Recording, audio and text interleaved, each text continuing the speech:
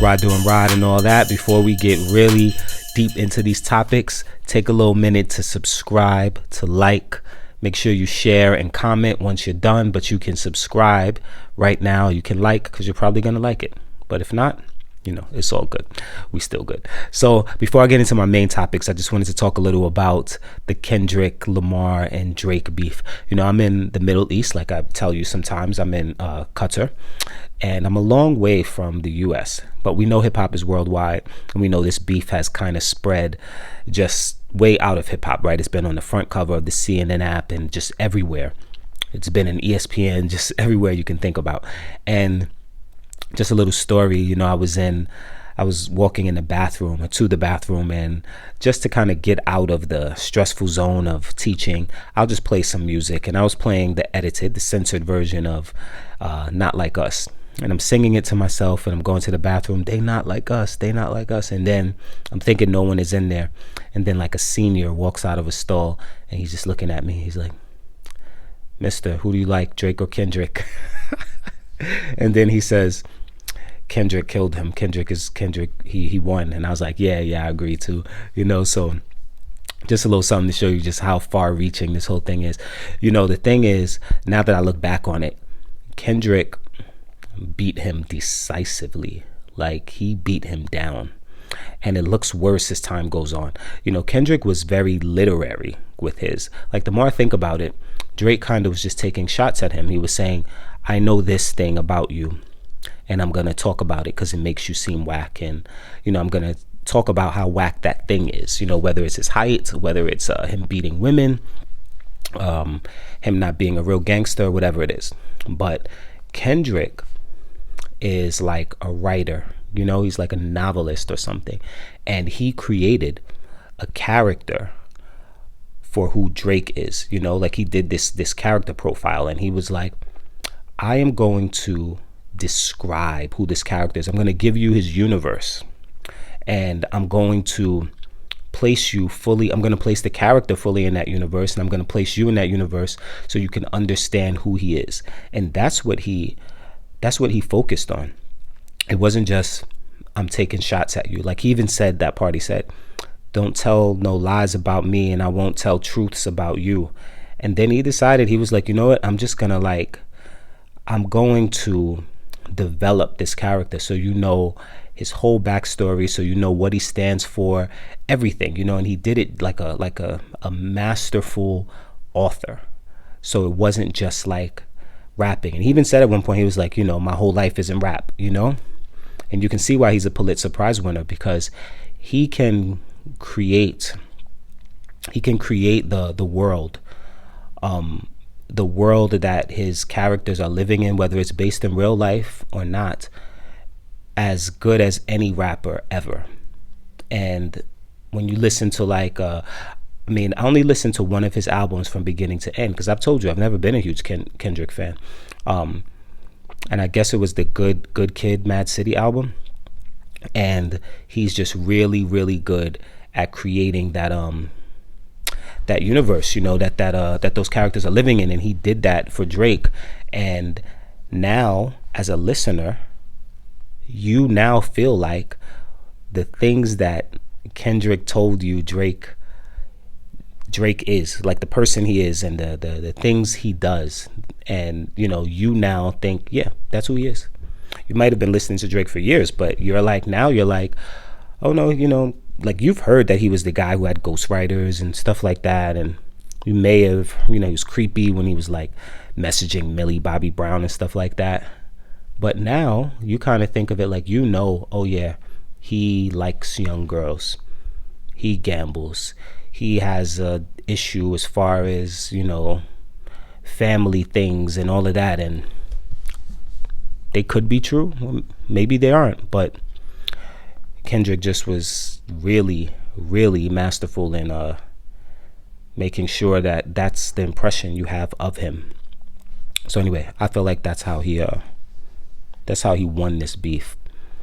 Also, he won the beef because he had more, him being really of the culture, growing up fully in the culture, ended up helping him. Drake is he's hip hop. He's hip hop. We're not gonna say he's not hip hop, but the fact that Kendrick like then ended up making a super West Coast sounding song, it sounds different these days. That type of music, that sound is out there already, but not in the mainstream like that. So with rap sounding so much the same with the trap and the music the women are making and stuff, he gave us something different, and that made it more appealing. He made it like a super West Coast song. He had that to lean on. Drake doesn't have that. It's not like he can make, he's already touched all of these different genres, but he did it in, kind of in a way that you would call him a culture vulture, It's not like he can go and say, okay, now I'm gonna give you something super Canadian, But Kendrick went and he did that, that West Coast. He was able to do something that sounds like what you hear these days, with the with Mustard. It was Mustard, right? Who laced him with the crazy. No matter of fact, Mustard gave him the Day Not Like Us, but the Euphoria beat. That track, was more like what you might hear these days, trappish, and the other one, which was just like a letter to Drake's family, that was just, we haven't heard anything like that in hip hop. So he just had so many different angles to hit Drake with. Drake might have had different flows and different sounds, but Kendrick had different, like, it was almost like he was different people, And it had to feel like Drake was doing a 1v20, like he said, but he was really doing a 1v20 against one person, against Kendrick, because Kendrick will hit you with different voices. He'll hit you with different flows, different beats, literally whole different genres of hip hop. And Drake put up a mean fight. I kind of, I'd understand the argument if someone said that Drake actually had the best song or the best songs of the battle, because Family Matters might have been the best song of the whole battle. Push-Ups is an amazing song, but altogether he just didn't have enough ammo. He ran out of ammo. So anyway, Kendrick got that.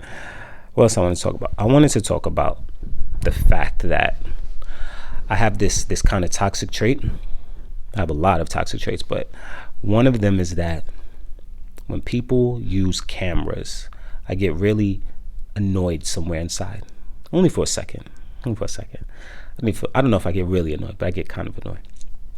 Because I'm like, we have phones that have pretty decent cameras. So if we're like at your kid's assembly, which I'll talk about later, or we're, I don't know, maybe you're on vacation somewhere and someone pulls out an actual camera, like it doesn't do anything, it's just a camera. I'm like, what do you need that for? Like, what do you have to do that's beyond the capabilities of the phone's camera? And you could hear like the wild click, and they holding it all types of ways, and it can extend, has attachments and stuff. You're like, what is that? We don't need that anymore. Are you a photographer? What are you doing? I get kind of annoyed. I'm like, use your phone like the rest of us. What do you need to capture that you can't capture with your phone? I feel like you're trying to prove something. You're flexing on me right now with a camera. It's dumb. I don't know. I'm like, you have photography skills? Like you learned like some photography? Like, use your phone. Take out your phone. So my son had assembly today, and he was like one of the narrators, one of the hosts. He was like featured in the assembly. He did his thing.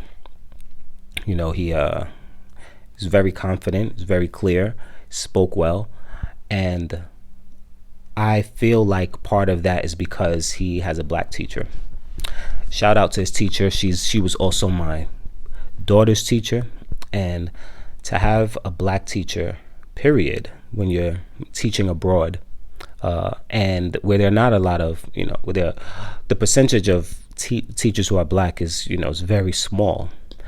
And for your kids to both have had a black teacher, it's priceless. Then to have their black dad teaching at the school, their black mom as a principal in another school is priceless.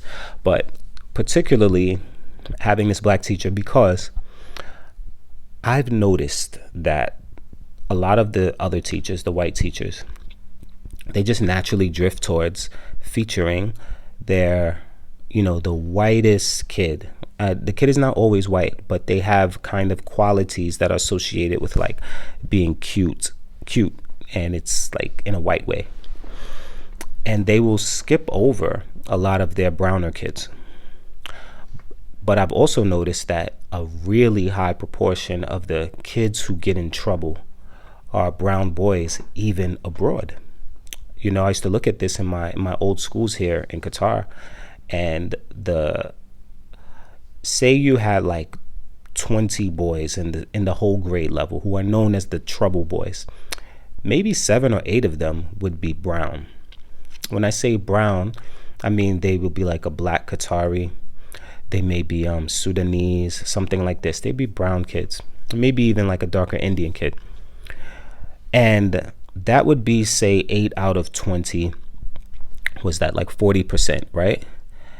But the percentage of brown boys in the whole grade level is much lower than that. So they're highly represented when it comes to something bad. But when it's time to feature kids in campaigns for the school, if it's not like they're trying to purposely show diversity, when it's time to feature them in things, campaigns, and choose them to do something whole school, represent the school in front of parents, things like that, they kind of overlook those brown kids, and they don't know this. If they were listening to this podcast, they'd be like, "No, Rod, that's not fair. That's not true." You don't know it. It takes people who look like you to kind of give you a second look, and I don't believe that my son would have had the same opportunity if his teacher wasn't black, because it's not like she was showing favoritism, but she just sees him more, and he's a quiet kid, so he's a quiet kid. He listens, he knows his work, so he probably doesn't require as much attention that way. And those kids get lost in the shuffle even if they are very well behaved. I mean, even if they are not, even if they are white, even if they are here Arab, I say that because the Gulf Arab is like the white person of the Arab world. They're the privileged Arab here. They will get recognized more. But even them, when they're like a middle kid, when they're a kid who kind of doesn't cause waves one way or another, they can get overlooked. And someone like my son, he probably gets a little bit extra of an eye because he's my son, and it's not so easy to overlook me. But I just feel like him having a black teacher provides moments like today where I was proud to see him up there on stage expressing himself, and I don't think anyone else would make that connection between him having a black teacher and him being up there and having that opportunity. They would probably just think favoritism and only see things from that perspective, but that's not really what it is. It's that he's seen more, probably. When I say seen more, that means that the teacher kind of just sees the whole him more than another teacher would. Okay, so what else do we have here? Okay, we have, sometimes adults tell, especially in a school, they'll tell kids there's no reason to hit another kid. I heard a teacher tell one of my students, it was in a session, she was doing a session with my class, and she said, fighting is not an option. And then the kid said, what if you're in a headlock or someone's trying to break your neck? And kids are the worst, because they'll like provide a wild, like, I mean, it could happen, yeah, but they'll provide like a wild scenario to like, but they'll be serious about it. That's hard for the teacher to respond to. She was like, what's a headlock? She didn't know what a headlock was. And of course, he demonstrated. He was like, it's when you do. And I was like, listen, man, I said, there are times where it makes sense for you to use the least amount of force necessary to do what you need to do. But in any case, you're trying not to harm someone else. You're trying to stop them from harming you. No one's expecting you to have your neck broken in a headlock, okay? But teachers and adults in general, they don't really have good words to offer kids when it comes to them having to get physically aggressive. You have the parents who are like, beat that other kids behind. If somebody bothers you, you hit them. You hit first, you hit second, whatever it is, you have to fight. And then you have the ones who are like always telling adults there's no reason to get into any physical altercation and stuff like that. But it's more nuanced than that. I like to go with the whole, your goal is to not hurt anyone. Okay. You want to try to walk away if you can. Try not to be prideful about things. And, if that can't happen and someone's trying to hurt you, you want to defend yourself, but you want to do it in a way that you're not going to cause too much harm to the other person. So, you start with like the least harmful thing you can do, now that's tough, because what does that mean? You have to kind of learn that as you go, but you can't really tell these kids like fighting is never an option, because that's not true. Sometimes you're going to have to fight back. Someone might be trying to hurt you. There may not be an adult around. There may not be an adult who cares. So I don't think the kid should start the fight. I don't think the kid should even end the fight if there's another option. But there may be times where he's going to have to make a decision. That's the thing. You have to kind of teach the kids. There are times where you're just going to have to make the best decision. And that decision might involve some physical aggression. I hope it doesn't. But you want to stop someone from hurting you, And that might include being a little more forceful with your physicality than you think. You might have to be so forceful that it's a deterrent. One good whack across the nose or something like that. So family culture has to do with that. Where you are, where you're living, the population around you has to do with that. I do tell my kids something different here in Qatar than I would back home. But yeah, how about you? What do you tell your kids when it comes to what to do about fighting? Are you one of those, whack them across the face? They say something wrong to you, or you think they're going to do something, strike. Or are you a walk away, tell an adult, things like that? Anyway, Rod doing Rod. Y'all be good. Talk to y'all soon. Peace. Make sure you subscribe. Make sure you like. Make sure you comment. And make sure you share. Peace.